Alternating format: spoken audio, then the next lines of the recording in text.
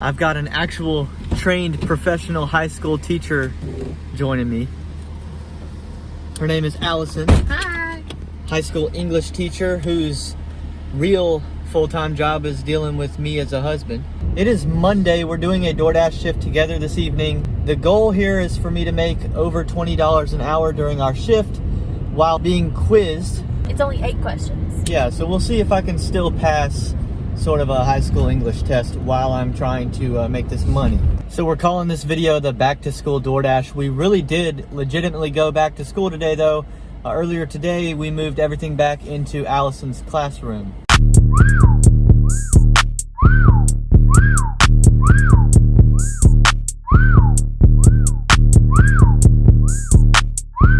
Ma'am, will you report to the main office, please?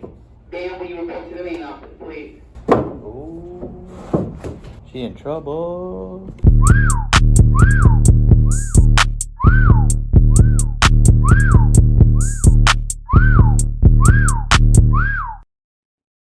Here's a look at the classroom after our work for the day was complete. Unfortunately, teacher spouse's labor goes unpaid.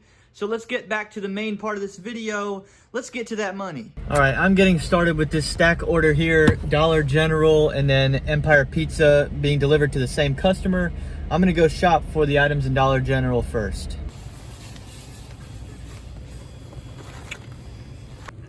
How you doing today?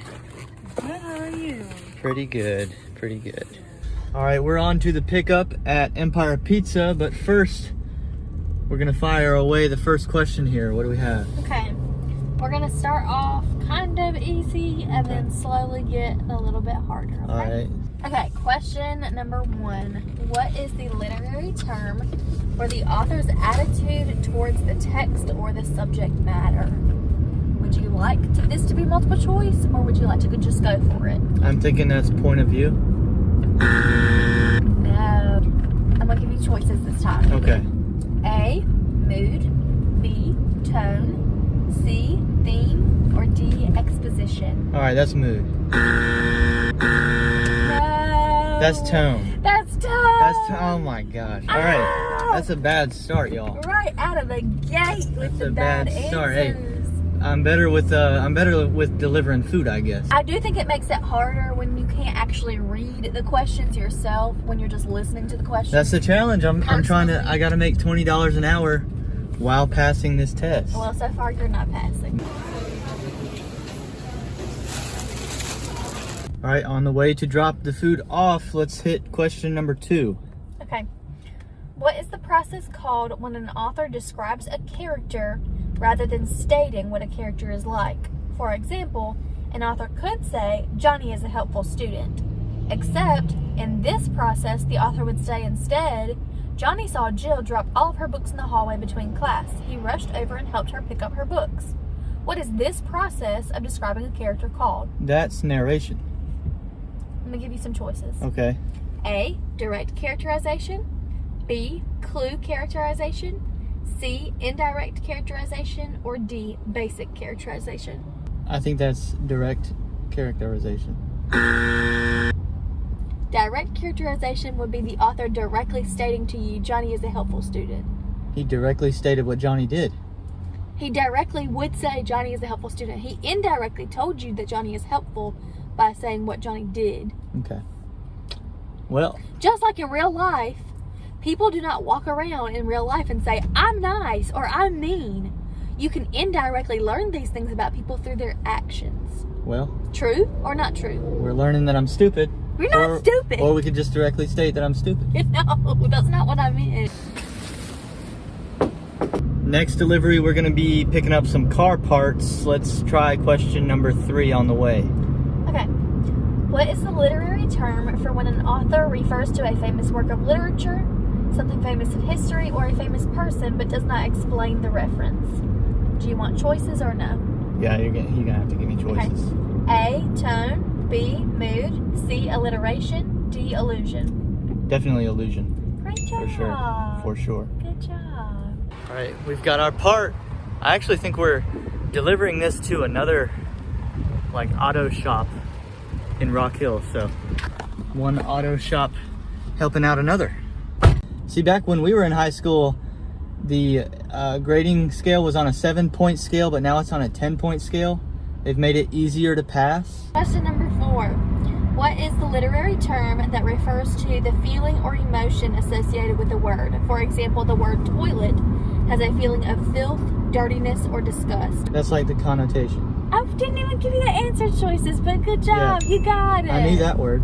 Heck yeah. Good job. Oh, we're on a roll. Yay. We are on a roll. Let's get question number 5 as well while we're heading down the interstate. Okay. What is the literary term that refers to the organizational structure an author uses when organizing information in order of time or date? Option A, compare and contrast. Option B, chronological order. Yeah. Option C, order of importance. Or option D, cause and effect order. B, chronological order. Good job. There we go. We're back in the right direction. 3 out of 5 correct. Are you stupid? I'm dying now. How's it going? You guys expecting that, right? Good. Y'all have a good day. We've got the next delivery to pick up. What's the next question to answer? Okay, question 6. What is the literary term that refers to the rhetorical tactic or strategy when an author plays on the audience's emotions in order to convince them of something? A, ethos. B, pathos. Or C, logos. That's ethos. No? No. Say, what are the... When they play on the emotions? Yeah. It's not ethos for the emotions? No. Pathos is emotions. Logos is logic, and ethos is experience and credibility. Sorry. Good thing we're on a 10-point scale, boys and girls. We've got 2 left, but the last 2, there are no choices. You have to come up with the answer. God. Okay. This Sorry. is probably not going to go well, but we'll save them for the second hour here. Hopefully I can get this delivery done before 6, and we're making decent money in this first hour.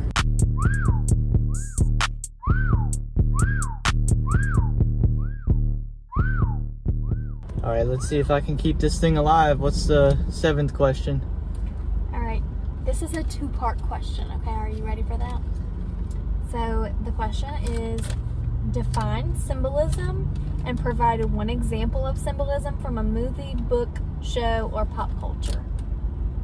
Okay, symbolism is sort of when you have something represent something that's has a bigger meaning in the end. So like my favorite example of symbolism would be like in The Great Gatsby with the eyes looking over the town, or the green light across the water. Those were both used as symbols. And Do you know what they're used like to symbolize? To represent? I think the eyes were symbolizing like sort of like how God watches over people, and the green light in that book was symbolizing, I've heard different interpretations, but to me I like the interpretation that it sort of symbolizes the American dream, or kind of what he was desiring. Like Daisy was also across the lake as he was wanting her. Okay. I'll accept pass? that. All right, we've got the next DoorDash lined up. We're gonna save the final question of the test for the very end of this video. You know, gotta draw the suspense a little bit. She did tell me the question has something to do with Great Gatsby just by coincidence, even though I just talked about Great Gatsby, but I feel very confident that I can answer a Great Gatsby question. This is a pretty difficult question. Okay, I'm well, not gonna lie. That's my story though. Jay Gatsby's my boy. Let's get to that money, let's get to that money, let's get to that money, let's get to that money, let's get to that money, let's get to that money, let's get to that money, let's get to that let's get to that money, let's get to that money, let's get to that money, let's get to that money, let's get to that money, let's get to that money, let's get to that money, let's get to that I told myself I would never do business for this restaurant ever again. A couple videos ago. We're gonna try it. We'll see. I'm not gonna wait. If we get there and it's not ready, we'll just leave immediately. Check out this dead parking lot. These must be the 2 people who work here, and my car, and 1 other. If there's no one here and this food is not ready, I might blow my top.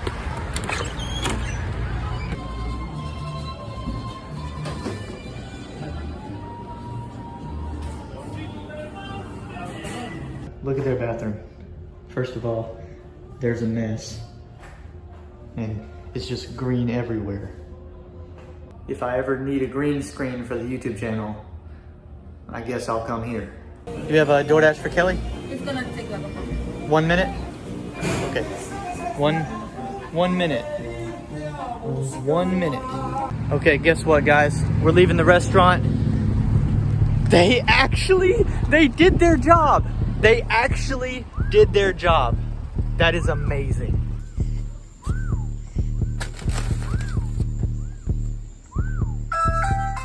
Looks like we're gonna make it. Final delivery is from Zaxby's. So there we have it, $42 earned in just under 2 hours. Now it's time for the final question. Do or die, pass or fail. Go ahead. What is a foil character? And who are two characters from The Great Gatsby who are foils of one another? Foils are like kind of opposites. I mean, I think of like Jay and Tom. Okay. So So I you got it. passed the There we test go. with a 62. We pulled through. Great job. I made them nervous with them first 2 questions. Yeah, you made me a little nervous. Yeah, you said those were the easiest ones. I thought they would be. Well, there you have it, guys. We passed the test, made over $20 an hour during the DoorDash. That's a successful shift. I will see you next time on Welty. Let's get to that money, let's get to that money, let's get to that money, let's get to that money, let's get to that money, let's get to that money, let's get to that money, let's get to that A.